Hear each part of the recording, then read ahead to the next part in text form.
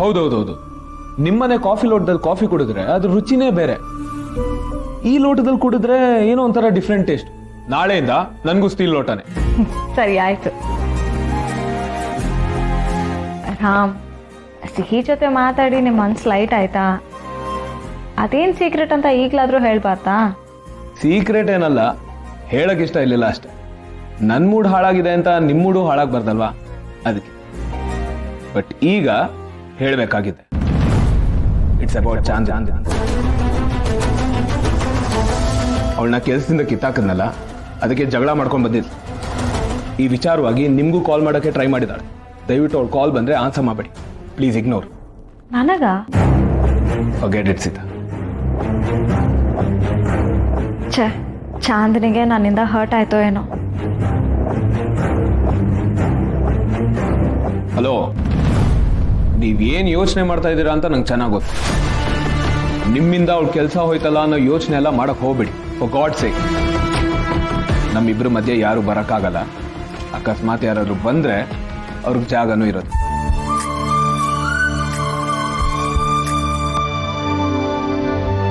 ಬಡ್ಡಿ ಬಂಗಾರ ಮಾಡಿ ಹೇಳ್ದಂಗ ನಾನು ಇವ್ರ ಮಧ್ಯೆ ಹೋಗ್ಬಾರ್ದಾ?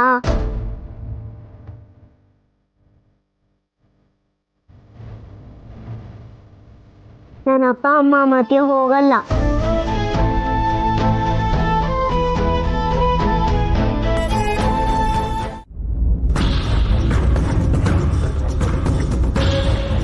ಆ ಅಂಜಲಿನೇ ನನ್ನ ಹಿಂದೆ ಬಂದ್ರು, ಆ ರಾಮನ್ ಭಯಕ್ಕೆ ನಾನು ಬೆದರ್ಕೊಂಡು ಬದುಕಬೇಕಾಗಿದೆಯಲ್ಲ. ಎಂಥ ಕರ್ಮ ನಂದು. ನೆಮ್ಮದಿನೇ ಇಲ್ಲ.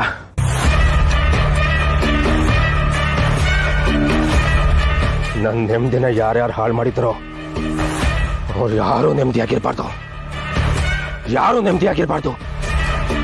ಆ ಸೀತಾ, ರಾಮ, ಅಶೋಕ, ಅಂಜಲಿ ಪಂಜಲಿ ಯಾರು ನೆಮ್ಮದಿಯಾಗಿರ್ಬಾರ್ದು.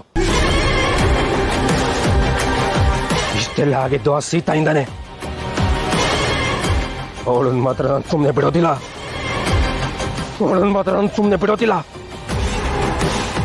ಇವತ್ತಿನ ದಿವಸ ಆ ರಾಮಂಗೆ ನಾನು ಹೆದರ್ಕೊಂಡು ಬದುಕ್ತಿರ್ಬೋದು, ಆದರೆ ಮುಂದೊಂದು ದಿವಸ ಆ ರಾಮ ಈ ರುದ್ರ ಪ್ರತಾಪ್ ಹೆಸರು ಕೇಳಿದ್ರೆ ಸಾಕು, ಆ ರಾಮ ಹೆದರ್ಕೊಂಡು ಸಾಯ್ಬೇಕು. ಹಾಗೆ ಮಾಡ್ತೀನಿ.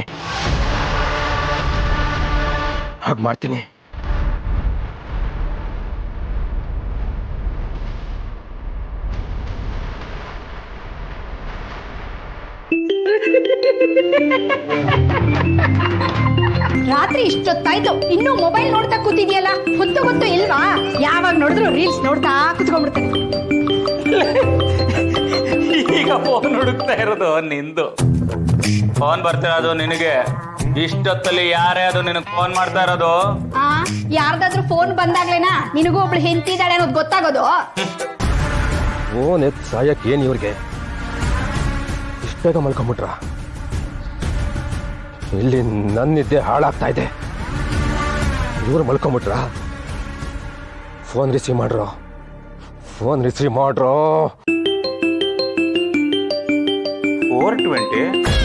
ಯಾರೇ ಇದು 420? ಹಲೋ ಮಿಸ್ಟರ್ 420, ಯಾರ್ರಿ ನೀವು? ನನ್ನ ಹೆಂಡತಿಗೆ ಫೋನ್ ಮಾಡ್ತೀರೇನ್ರಿ? ಅದು ಇಷ್ಟ ಹೊತ್ತಿಗೆ? ಬೇರೆಯವ್ರ ಹೆಂಡತಿಗೆ ಮಧ್ಯರಾತ್ರಿ ಫೋನ್ ಮಾಡ್ತೀರಲ್ಲ, ಮರ್ಯಾದೆ ಇಲ್ಲ? ಹೇಳಿ ಫೋನ್ನ ಹೇಳಿ. ಹೆಂಗೆ ನಡ್ಗೋದ ಫೋನ್ ಮಾಡಿದ್ ಯಾರು ಗೊತ್ತಾ? ಯಾರು? ನಿಮ್ಮ ಅಪ್ಪ ಆರ್ಪಿ. ಆರ್ಪಿನ ಶ್ರೀಮಂತರ ಮಾರಣ ಗೋವಿಂದ ಹರಿ ಗೋವಿಂದ. 420? ನನ್ನನ್ನೇ 420 ಅಂತೇನೋ? ಇಷ್ಟು ಬೇಗ ನಾನು ಯಾರು ಅನ್ನೋದು ಮಾಡ್ತೋದ್ಯಾ? ನೆನಪಿಸ್ತೀನಿ, ಈ ರುದ್ರ ಪ್ರತಾಪ್ ಯಾರು ಅನ್ನೋದನ್ನ ಸರಿಯಾಗಿ ನೆನಪಿಸ್ತೀನಿ.